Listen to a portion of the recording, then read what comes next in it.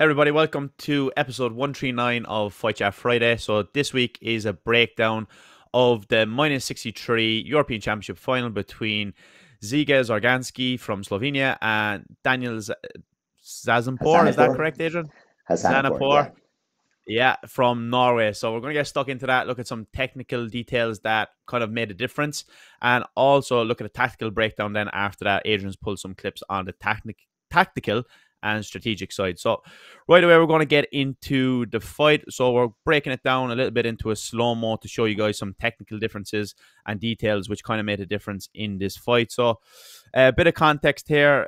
Daniel is in blue and we see Ziga in red. So Daniel is that little bit taller, which means he has a bit more reach. And I think that kind of set out the stall at the beginning of this fight. So we can see straight away, Adrian, that both guys are clashing quite often off the front leg. We always talk about that principle of if both people are side kicking, get that leg on top for yourself to Yeah. have the advantage. And also upstairs, we see that's also coming through in terms of the hand position from Ziga in red. His hand position is a bit more direct where he holds it, which allows him to get through, like we see here, a bit more direct. And also the technical difference of his front leg having the toes slightly bladed towards the sky, as opposed to your traditional side kick, makes a difference for me, I think, in him getting through that front leg clashing and to be able to progress through a little bit more and to push through to get some scores. Yeah, I mean, characteristically, Ziga is someone who really likes to mix between the kind of half side kick threat and the flick over the shoulder into the hacks kick, particularly when his opponents are right legged. He'll change that into a blindside turning kick when he has to if the opponent's left legged. But, in general, those are his main threats off the front leg. And we often see the carry and the use of that short landing. So he's dropping his front foot closer so that he can immediately kick again or shift higher. And I think that's a big point of contrast in terms of the threat that he presents, as opposed to Daniel, who is a little bit more of a a side facing stance, tends to take a more traditional side kick with the knee directly behind the foot. And it does mean sometimes when it comes to the clash that even though Ziga is a little bit smaller height wise, he is able to get at least level or possibly on top of Daniel's front leg. Yeah, here now we're kind of in the second half of the first round, and here's an example where we see Daniel actually coming through on the front hand, but gets clipped with that high kick then from Ziga. But Daniel actually has a good front hand position of his own off his lead leg, but I think he just goes a little bit too high, which then he has to slow down a little bit to make it to the head, where Ziga is that little bit more direct. So you see how he holds his front hand out. He's able to go from just in front of his own body straight to the head, that little bit more direct. Here you see a little cut back kick from Ziga, and Daniel does the same thing as well, where they shift their standing leg in tight underneath them so they can launch again. You see that leg comes in underneath, which allows them. This is a setup that Ziga uses for the hacks often. Now Daniel cuts it off here, and Ziga actually has his front hand in a good position to keep himself safe and is able to push through in this exchange. Yeah, I do think, and we can see the same kind of idea where Daniel's gone through with the hands. And previously, he's gone over the top kind of with a back fist, as you've mentioned. And the difficulty that he was getting is as the bodies bump, if he isn't getting that forward momentum, Daniel has tended to drop back. And that's actually what led to the headshot as well. But Daniel has, reacted to that bumping of the bodies, tried to create a little bit more space, and Ziga's caught him on as his head drifted back out of contact. And we actually see that come up again in the second round. So, the body position into contact and your ability to maintain some forward pressure is really, really important to avoid opening up that headshot.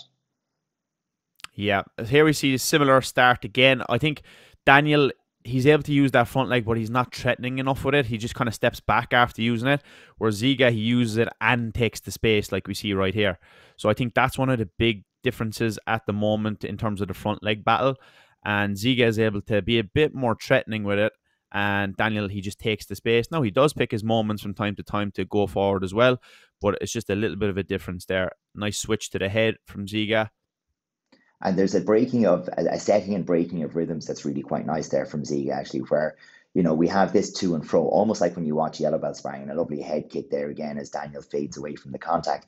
But we have this to and fro kind of situation that develops where you have one person forward, and then the other person forward. And then Ziga lets his front leg drop into that short stance with his back leg under him and immediately goes again. And every now and again, that does catch his opponent off very, very well, where they're expecting him to go back and they're expecting to be able to take their turn, and he doesn't give the turn. Yeah, Adrian made a great point before we recorded of the fact Ziga has his toes slightly up on that sidekick front leg position. He's actually able to clash really well here that we see in this clip right now, which allows him to jump over the top almost to get like a jumping punch. And then that sets him up in a great position because he's that half step ahead of Daniel where he's kind of getting stuck for a split second. Takes that maybe half second for him to react, to figure out what's going on, and then that's all the difference that Ziga needs to get to that head kick. So I think that's a big factor as well, and it all comes from his solid hand position also, which he actually reminds me a lot of Denis Drapic, another Slovenian fighter. He used that similar technique, let's call it, of clashing from the front leg and jumping over the top into bit of a front hand, but also a bit of a jumping punch technique. It's a bit of a hybrid of both. Yeah, we're seeing here as we come into the kind of closing stages where Daniel now has to create pressure and go forward, and it lets Ziga take a slightly different approach. He's able to, this is the one we wanted. He's able to draw him in as Daniel does need to close and does need to come to hands to try to get those headshots of his own.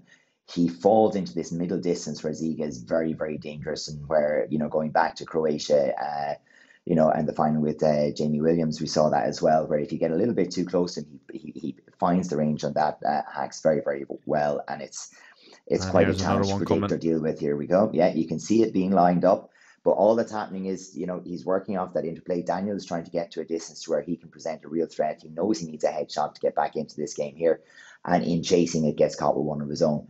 And we can see that the tactical scoreboard check there as well. And an eye to the coach. So good experience there.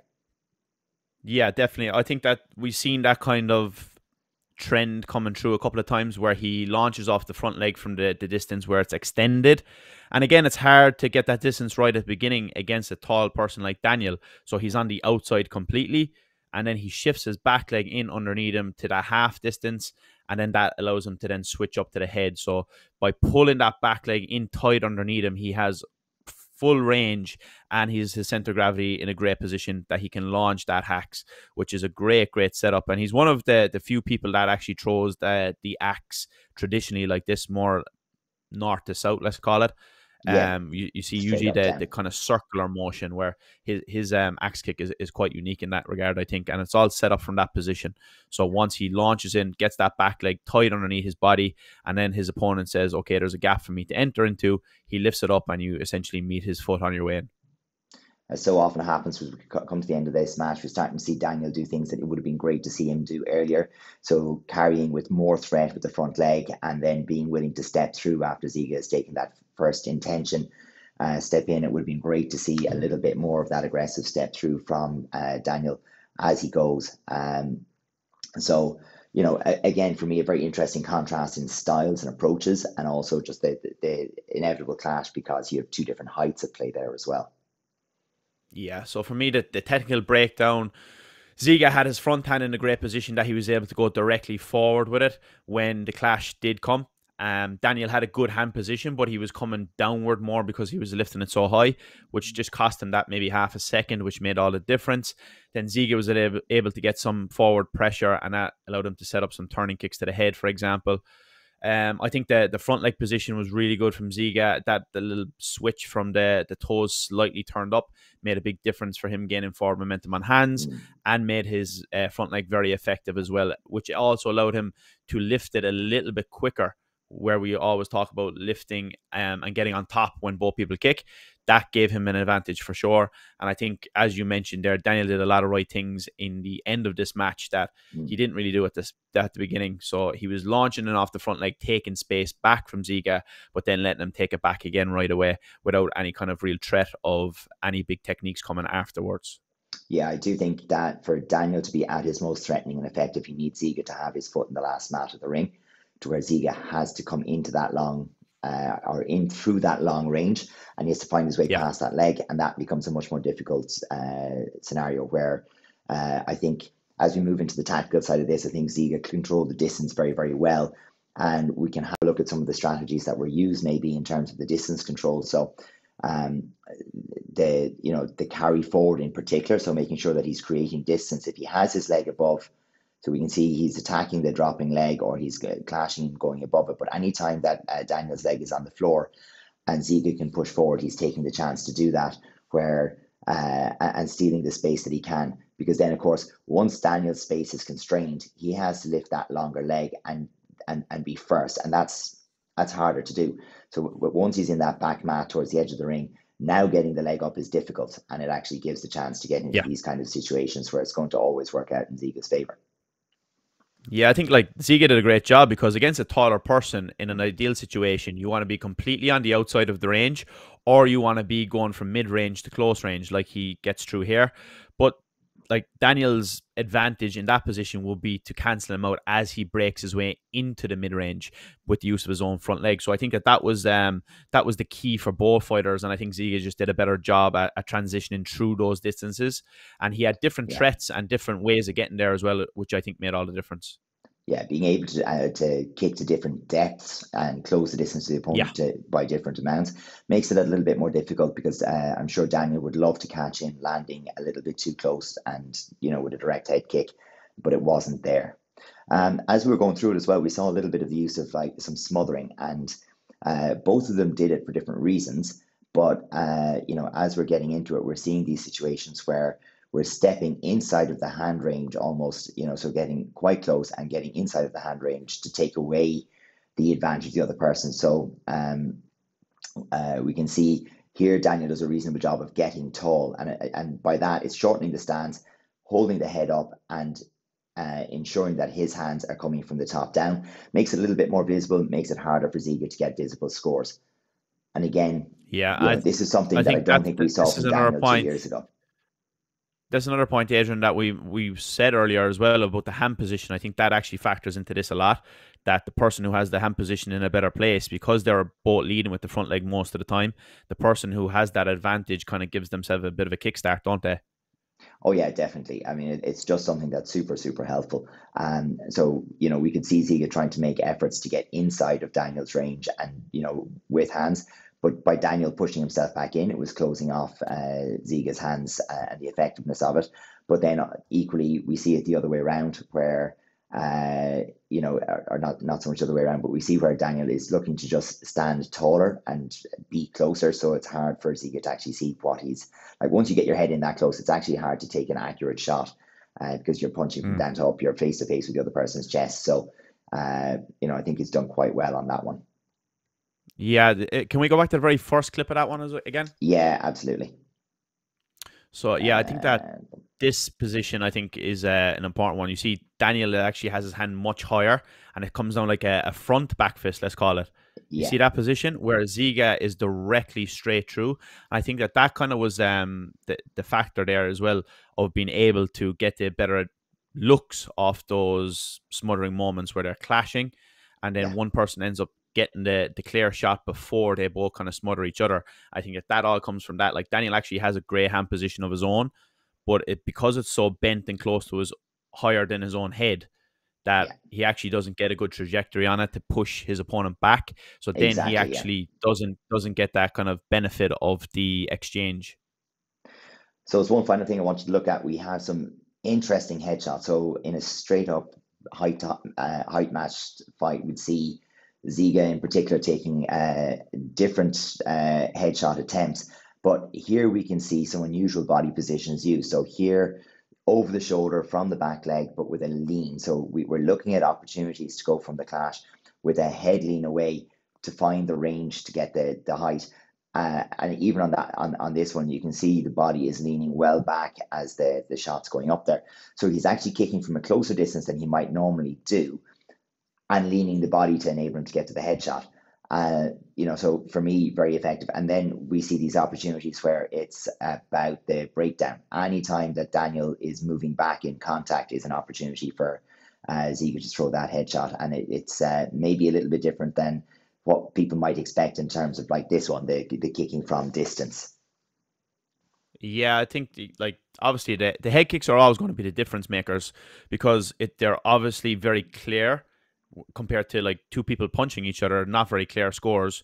whereas a head kick is a big differentiator. And then, of course, it's worth the 3 points. But like Ziga does a great job of getting multiple usually. And it's not something you expect off that front leg usually, because you're so close in. You're like, there's Yeah. not a hope he can hit me with his front leg to the head here. But he does a great job of it. It's like his lean of his body, but at the same time, the way he's able to have still his body upright and launch that leg from the front leg. It's Yeah. not something that most people can do, to be fair. So he uses that really, really well. And then, of course, the axe kick, we're talking about that, of how he sets that up, lures Daniel to come back in, and then bump, comes over the top.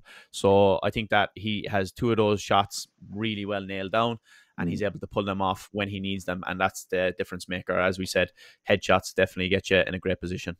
And I think as well, when you look at that, you'll realize, okay, he threatens both sides of the head in contact. And that's actually a big deal for me as well, that he's threatening both the blind side with the hacks and the open side with the front leg turning kick. And that because he's threatening both sides, it's not really possible to have a good, consistent guard. You can't reliably protect one side of the head. You have to stay in contact and trade with the hands to try and deny him the opportunity for the headshot.